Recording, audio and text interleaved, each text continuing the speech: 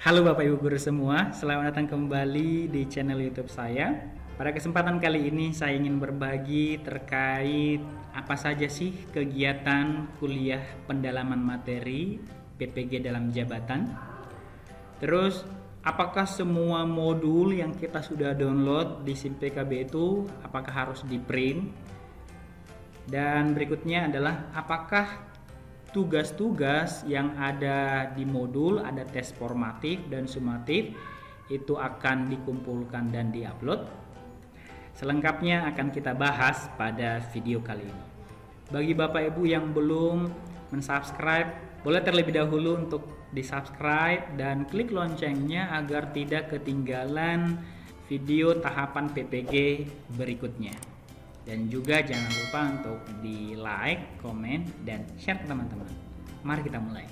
Baik, untuk menjawab pertanyaan yang pertama, apa saja kegiatan kuliah pada waktu pendalaman materi? Ngapain aja sih di pendalaman materi tersebut? Nah, ini kita bisa lihat di Juknis, petunjuk teknis pelaksanaan PPG dalam jabatan tahun 2022. Baik, inilah dia rincian kegiatan pembelajaran PPG dalam jabatan di pendalaman materi. Ini adalah terkait analisis materi ajar berbasis masalah, literasi, dan HOTS. Pendalaman materi ini dilaksanakan dalam bentuk kegiatan menganalisis materi ajar yang dilakukan oleh mahasiswa secara mandiri dan daring. Ya, jadi daring yang Bapak Ibu, untuk mempelajari dan mereview materi program PPG dalam jabatan. Nanti kegiatannya berdiskusi, mengidentifikasi materi yang sulit dipahami, materi hot, materi yang memiliki miskonsepsi di bawah bimbingan dosen. Jadi Bapak Ibu yang sudah atau sedang mengerjakan LK 01 ya, untuk mengisi di sana materi-materi yang sulit dipahami ya, untuk mengisi di sana daftar istilah atau garis besar materi yang dipelajari. Nanti itulah kuliah pertama kali untuk pendalaman materi. Di pendalaman materi ini memiliki bobot 5 SKS dan diselesaikan dalam waktu 14 hari atau setara dengan 80 JP.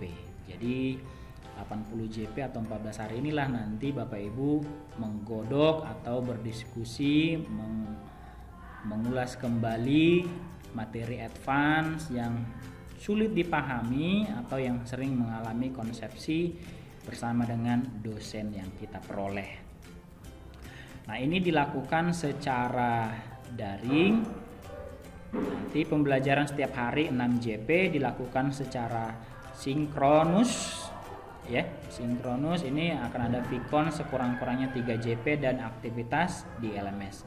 Nanti setelah mengikuti kuliah di sana ada juga aktivitas atau LMS yang perlu kita isi. Nah, di sini saya akan memberikan gambaran terkait kegiatan daripada pendalaman materi. Ini saya ambil saja di langsung nilai ya, nilai yang ada di LMS. Ini saya ambil pelajaran saya aja.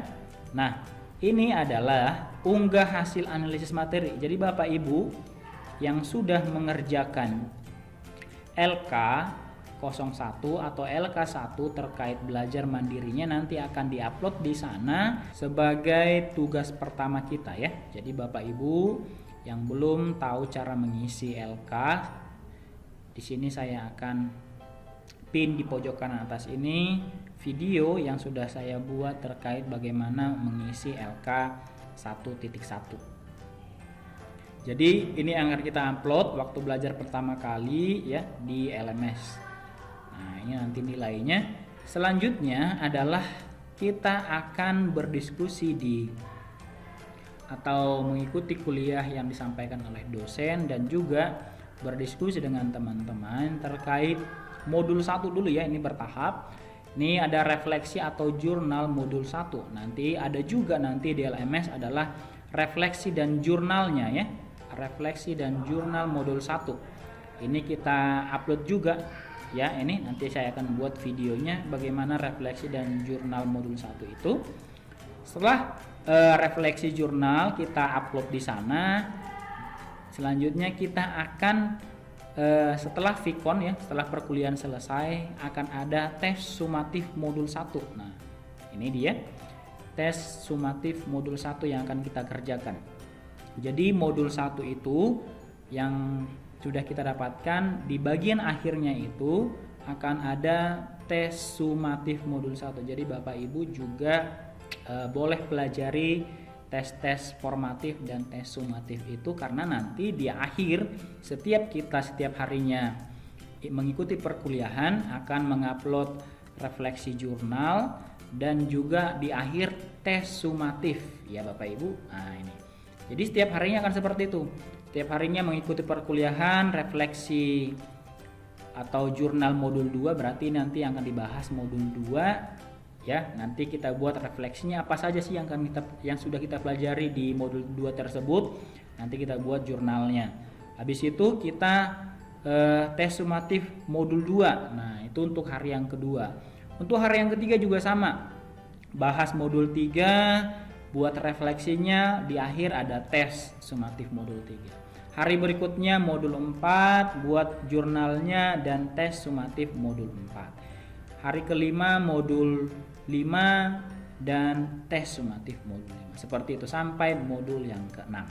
Dan terakhir ada tes sumatif modul pedagogi. Jadi tes sumatif modul pedagogi ini terakhir ya Bapak Ibu. Nanti ini semualah yang akan kita kerjakan ya, yang akan kita ikuti. Ini aktivitas LMS-nya ini membuat refleksi jurnal dan juga mengikuti tes sumatif yang ada di sana. Nah, seperti inilah dia nilainya. Dan yang tidak kalah pentingnya adalah ini yang mungkin yang paling akan membuat Bapak Ibu syok adalah terkait unggah materi ajar. Ini menurut saya, waktu saya langsung disuruh 3 hari membuat materi ajar ya, ini menurut saya kesulitan untuk membuatnya. Harus benar-benar memikirkan, mengambil waktu untuk langsung membuat materi ajar sendiri, mengetik sendiri untuk nanti diupload ya Bapak Ibu. Nanti ini harus dipersiapkan waktu ini untuk unggah materi ajar. Nanti saya akan buat video terkait unggah materi ajar. Jadi inilah dia garis besar terkait pendalaman materi waktu perkuliahan nanti ya. Akan membuat jurnal dan juga tes sumatif yang ada di masing-masing modul Bapak Ibu. Jadi dipelajari saja, dibahas bersama dengan teman-teman kuliahnya terkait tes sumatif ini supaya nanti bisa mengerjakannya dan mendapatkan nilai yang bagus. Jadi tes sumatifnya itu ada yang sama ya, banyak yang sama, nanti tinggal dihafal saja kunci jawabannya ya, biar lebih tinggal enak menjawabnya. Karena kita sudah belajar mandiri, tentu kita udah bisa bahas soal ini dan udah kita hafalkan ya jawabannya, nanti tinggal diujikan selesai. Seperti itu. Jadi inilah dia garis besar terkait aktivitas perkuliahan di perkuliahan pendalaman materi. Jika ada yang mau ditanyakan, Bapak Ibu bisa tulis di kolom komentar ya. Pertanyaan yang kedua adalah apakah semua modul yang kita dapatkan itu di print? Menurut pengalaman saya pribadi sendiri, ini bisa diadopsi, bisa juga enggak. Ini saya tidak semua saya print. Modul itu ada 10 modul, 6 profesional, 4 pedagogik. Jadi yang saya print adalah untuk pertinggalnya adalah setiap modulnya itu ada di sana rangkuman setiap modul, setiap kegiatan belajar. Jadi itu yang saya print. Jadi yang saya print dari setiap modul itu adalah hanya rangkumannya saja ya. Dari setiap rangkuman ini saya print. Jadi KB di modul itu kan ada beberapa KB, katakanlah ada 4 KB. Jadi setiap KB ada rangkumannya, itu yang saya print. Terus saya print juga tes formatifnya. Tes formatif yang ada di modul saya print dan juga tes sumatifnya.